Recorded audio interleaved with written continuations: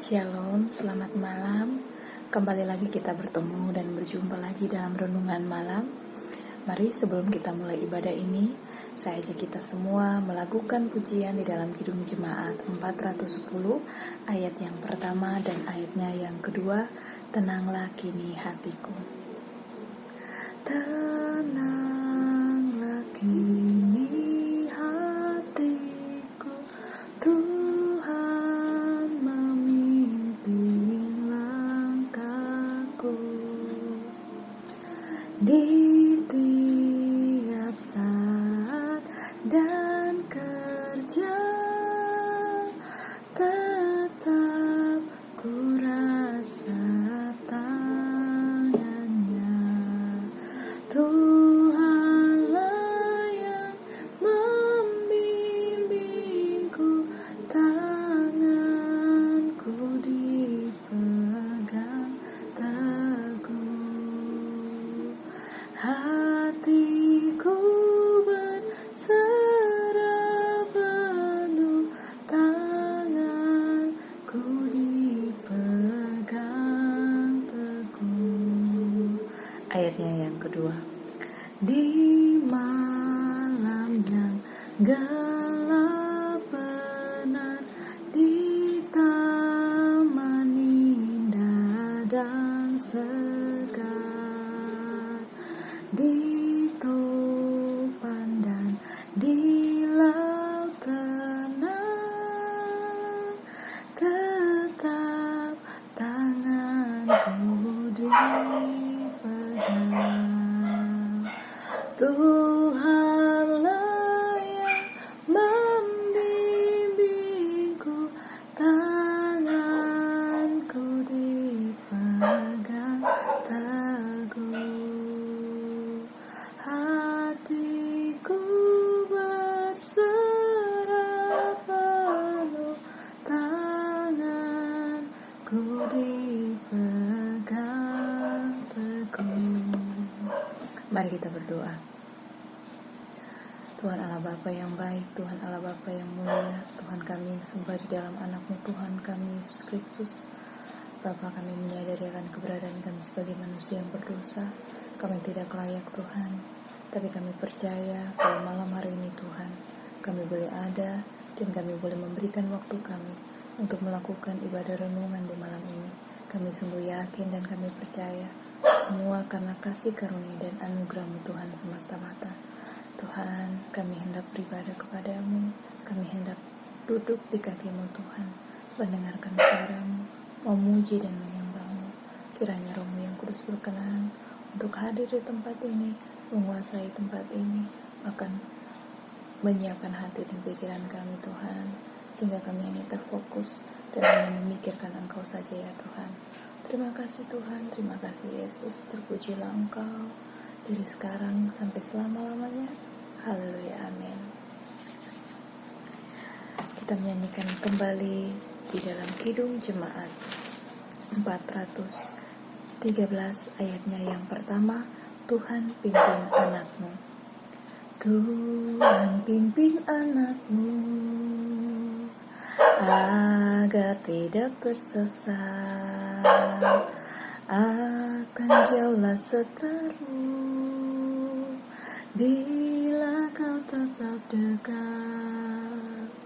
Tuhan pimpin arus hidup menderas, agar jangan ku sesat, pegang tanganku erat. Saatnya kita bermazmur bagi Tuhan. Kita buka di dalam kitab Mazmur pasal 15 ayat 1 hingga ayatnya yang kelima. Mazmur 15 ayat 1 hingga ayatnya yang kelima dengan judul Siapa yang boleh datang kepada Tuhan. Mazmur Daud. Tuhan, siapa yang boleh menumpang dalam kemah-Mu? Siapa yang boleh diam di gunung-Mu yang kudus? Yaitu Dia yang berlaku tidak bercela, yang melakukan apa yang adil, dan yang mengatakan kebenaran dengan segenap hatinya, yang tidak menyebarkan fitnah dengan lidahnya, yang tidak berbuat jahat terhadap temannya, dan yang tidak menimpakan celah kepada tetangganya, yang memandang hina orang yang tersingkir, tetapi memuliakan orang yang takut akan Tuhan, yang berpegang pada sumpah walaupun rugi, yang tidak meminjamkan uangnya dengan makan riba, dan tidak menerima suap melawan orang yang tak bersalah. Siapa yang berlaku demikian tidak akan goyah selama-lamanya. Amin. Saatnya bagi kita untuk membaca firman Tuhan. Sebelum kita membaca dan merenungkannya, mari kita sekali lagi berdoa kepada Tuhan. Kita berdoa. Tuhan kami yang hidup, Tuhan kami yang kami sembah di dalam anak-Mu, Tuhan kami Yesus Kristus. Bapa, tiba saatnya bagi kami untuk membaca dan merenungkan firman-Mu. Kami rindu Tuhan, agar Roh-Mu yang kudus hadir di tempat ini, menguduskan kami, memberikan hikmat dan pengertian kepada kami, sehingga ketika kami membacanya Tuhan, kami boleh memperoleh rema, kami boleh memperoleh hikmat, dan kami boleh dikuatkan dengan firman-Mu Tuhan. Terima kasih Tuhan, terima kasih Yesus, terpujilah Engkau di dalam nama Yesus. Amin. Kita buka di dalam kitab 2 Raja-Raja 4, 2 Raja-Raja 4 ayat 1 hingga ayatnya yang ke-7 dengan judul Minyak Seorang Janda. Kita baca bersama-sama. Salah seorang dari istri-istri para nabi mengadukan halnya kepada Elisa sambil berseru, "Hambamu suamiku sudah mati, dan engkau ini tahu bahwa hambamu itu takut akan Tuhan. Tetapi sekarang penagih hutang sudah datang untuk mengambil kedua orang anakku menjadi budaknya." Jawab Elisa kepadanya, "Apakah yang dapat kuperbuat bagimu? Beritahukanlah kepadaku apa-apa yang kau punya di rumah." Berkatalah perempuan itu, "Hambamu ini tidak punya sesuatu apapun di rumah kecuali sebuah buli-buli berisi minyak." Lalu berkatalah Elisa, "Pergilah, mintalah bejana-bejana dari luar, daripada segala tetangga-tetanggamu, bejana-bejana yang kosong, tetapi jangan terlalu sedikit. Kemudian masuklah, tutuplah pintu sesudah engkau dan anak-anakmu masuk, lalu tuanglah minyak itu ke dalam bejana. Mana yang penuh, angkatlah." Pergilah perempuan itu daripadanya, ditutupnyalah pintu sesudah ia dan anak-anaknya masuk, dan anak-anaknya mendekatkan bejana-bejana kepadanya, sedang ia terus menuang. Ketika bejana-bejana itu sudah penuh, berkatalah perempuan itu kepada anaknya, "Dekatkanlah kepadaku sebuah bejana lagi." Tetapi jawabnya kepada ibunya, "Tidak ada lagi bejana." Lalu berhentilah minyak itu mengalir. Kemudian pergilah perempuan itu memberitahukannya kepada abdi Allah, dan orang ini berkata, "Pergilah, jualah minyakmu, bayarlah hutangmu dan hidupmu dari lebihnya engkau serta anak-anakmu." Amin. Ya, hari ini kita belajar tentang kehidupan dari seorang janda. Ya, dia adalah seorang janda. Janda dari mana? Jadi suaminya adalah seorang nabi. Ya, kalau kita tahu nabi itu adalah seseorang yang besar, ya, seorang yang besar, yang berpengaruh, yang terpandang. Tetapi kita boleh melihat bagaimana kehidupan dari janda ini jauh daripada yang dipikirkan orang tentang seorang nabi nih, orang yang hebat ini, ya, berbeda jauh. Kenapa kita bisa tahu itu? Karena kita bisa lihat di ayat yang pertama di sini dikatakan bahwa hambaku suamiku sudah mati, dan engkau tahu bahwa hambamu itu takut akan Tuhan.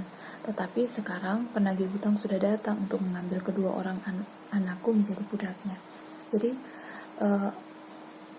dia hidup, jadi suaminya itu meninggal dan meninggalkan hutang-hutang sama dia, dan dia harus memberikan anaknya yang 2 orang itu untuk menjadi budak, ya, dan dia tidak punya apa-apa lagi, ya.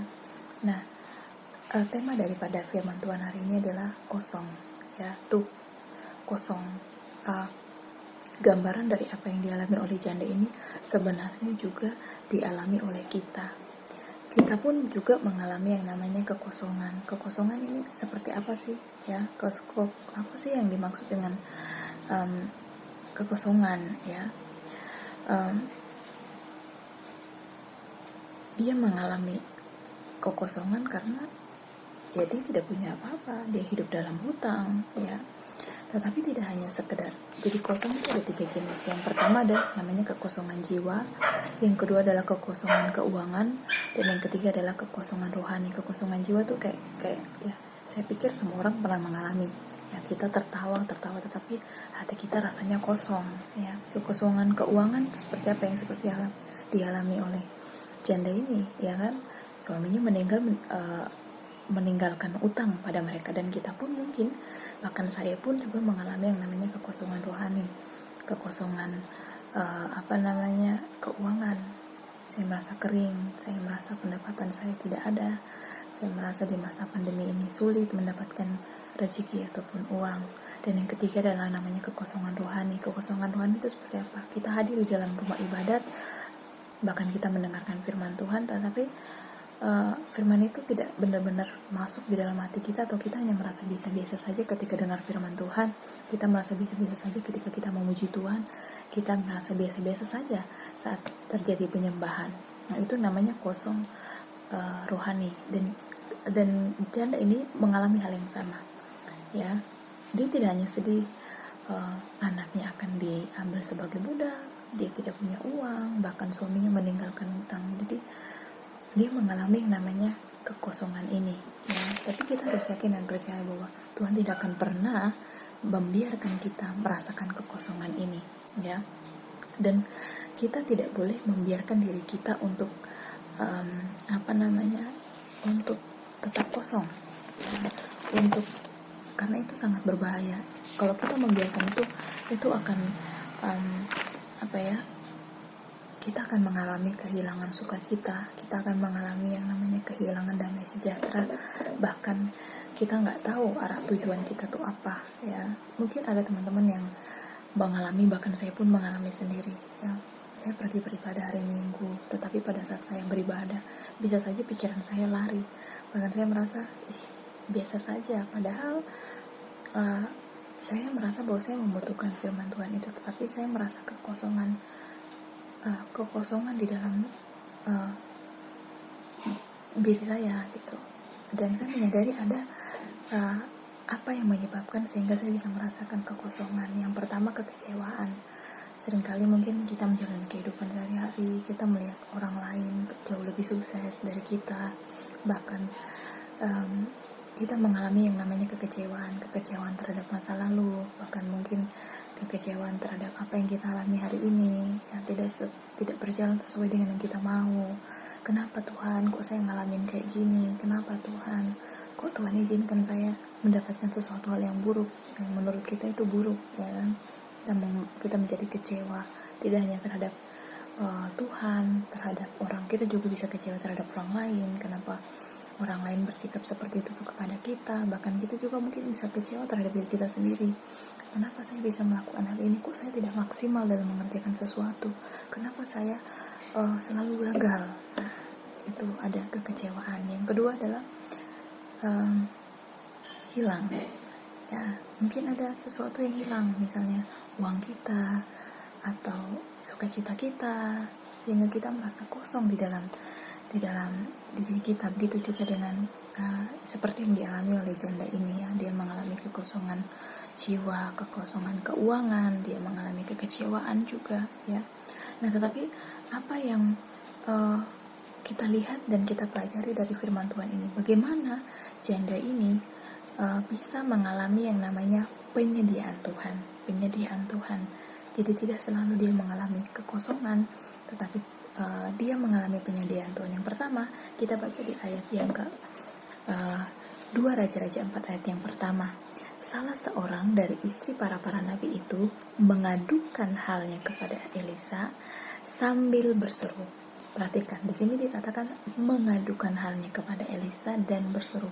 Jadi agar kita dapat mengalami penyediaan Tuhan, yang pertama yang harus kita lakukan adalah mengadu dan berseru kepada Tuhan. Apakah kita sudah pernah mengadu dan berseru kepada Tuhan? Ya, kalau kita sudah mengadu dan berseru kepada Tuhan, saya percaya bahwa kita tidak akan mengalami kekosongan lagi. Mungkin kita mengalami kekecewaan, kita mengalami sedih, atau kita mengalami kesusahan, kita harus mengadu kepada Tuhan. Jangan mengadu ke tempat yang salah, ya. Seringkali yang kita lakukan bukan kita mengadu dan berseru kepada Tuhan. Yang pertama apa? Kita justru lebih memendam perasaan kita, atau mungkin kita berpura-pura, ya.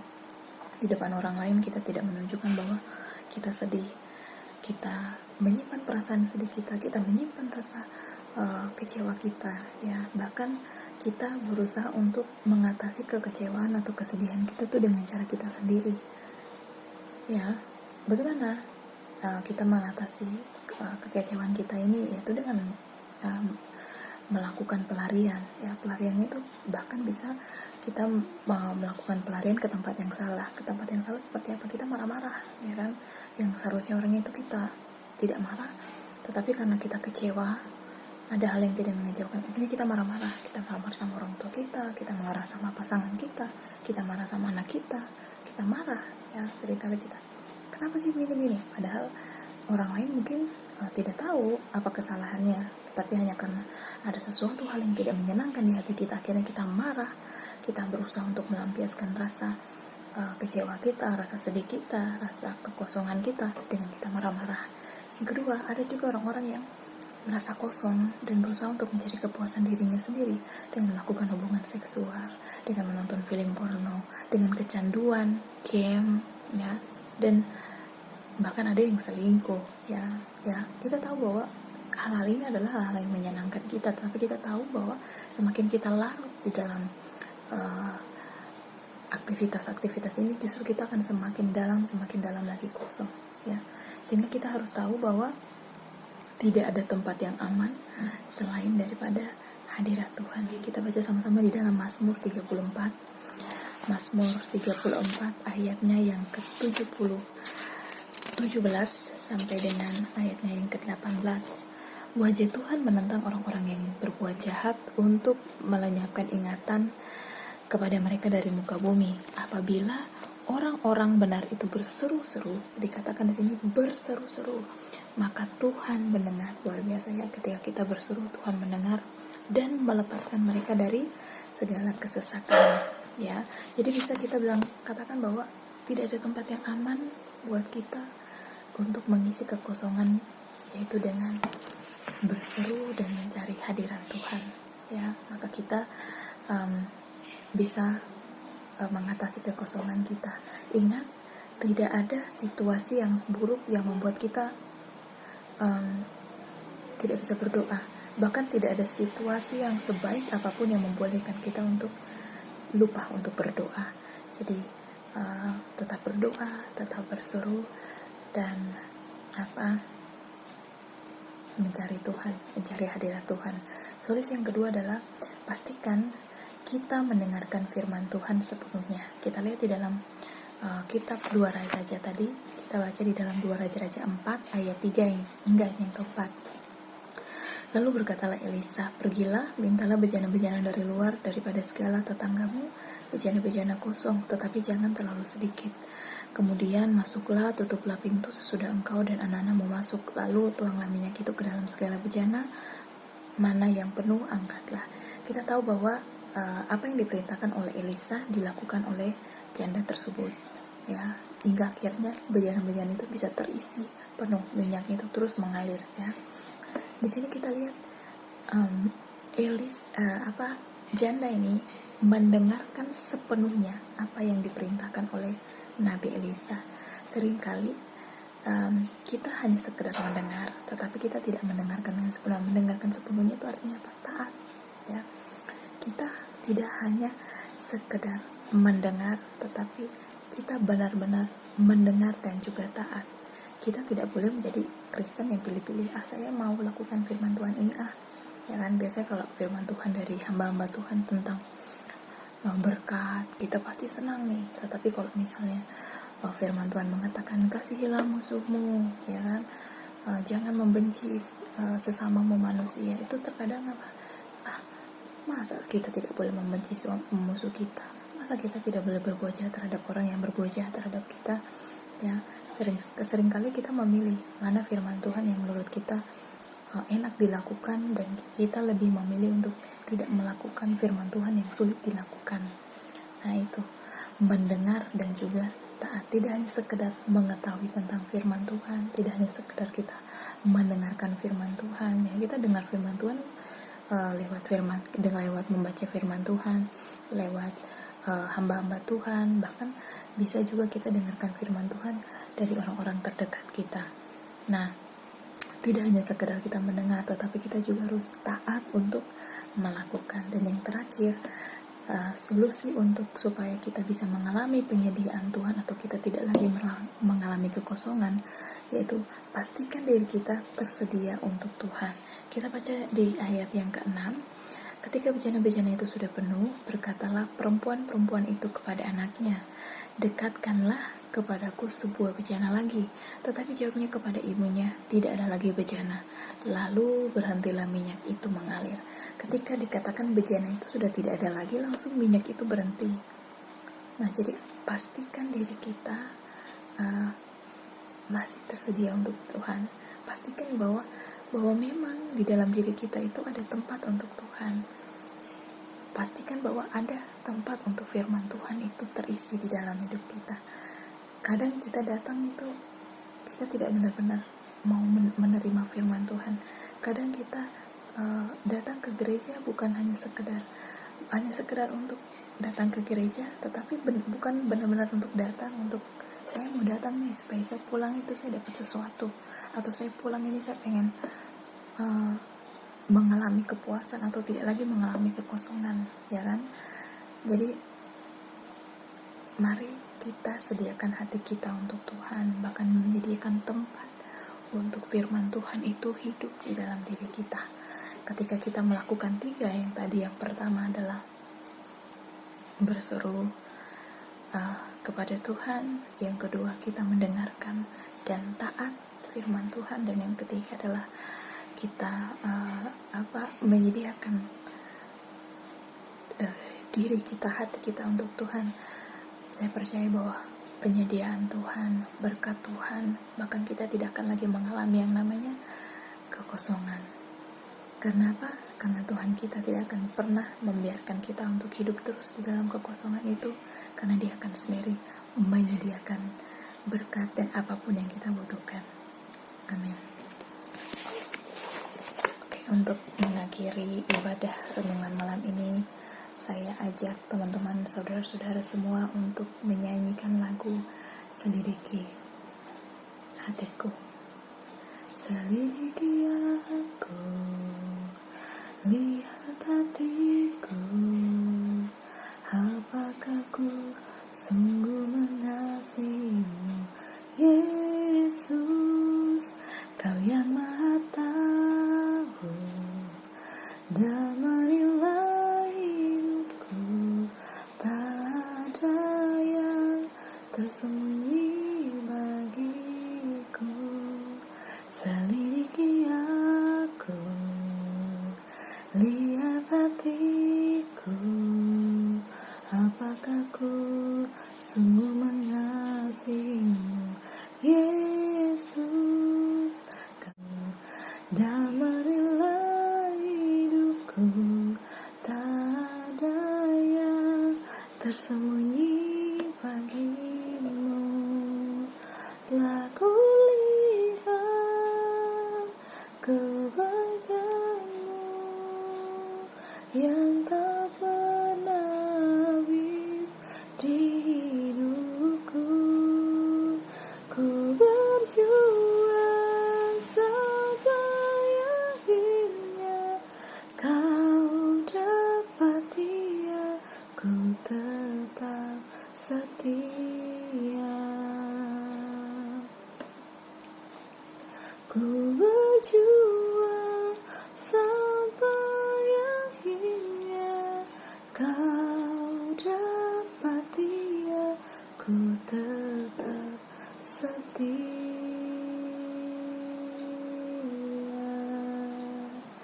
Kita berdoa bersama-sama.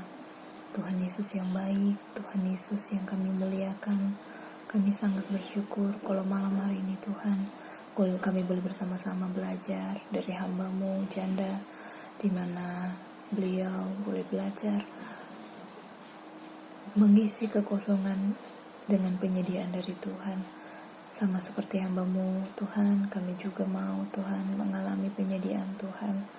Kami percaya ketika firman ini dibentangkan, kami tahu Tuhan firman itu tidak akan sia-sia. Kami percaya kami sudah diberi kemampuan dan kekuatan untuk melakukan firman ini. Biarlah kami Tuhan boleh terus berseru dan mencari hadirat-Mu. Kami boleh mendengarkan firman Tuhan dengan sungguh-sungguh, dengan sepenuhnya, dengan taat, dan kami boleh menyediakan hati kami untuk disediakan bagi Tuhan. Tuhan, terima kasih.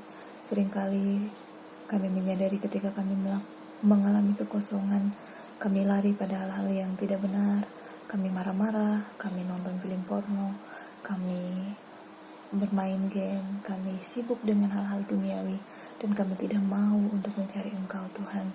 Kami kecewa terhadap keadaan, situasi, bahkan kami pun pernah kecewa terhadap Engkau. Kami memikirkan hal-hal yang jahat tentang apa yang Tuhan lakukan atas hidup kami. Kami tidak terima, kami mengalami kehilangan keuangan, kami bersalah, Tuhan.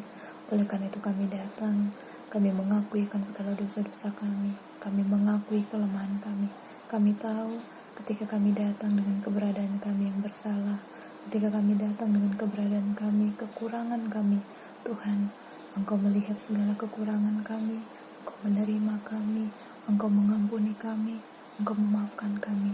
Bahkan terlebih Tuhan, Engkau akan menyediakan sehingga yang kosong ini Tuhan, Engkau akan isi Tuhan dengan damai sejahtera, dengan sukacita.